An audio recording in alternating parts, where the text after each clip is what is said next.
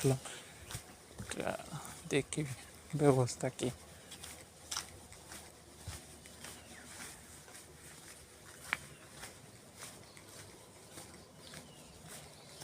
মসজিদ,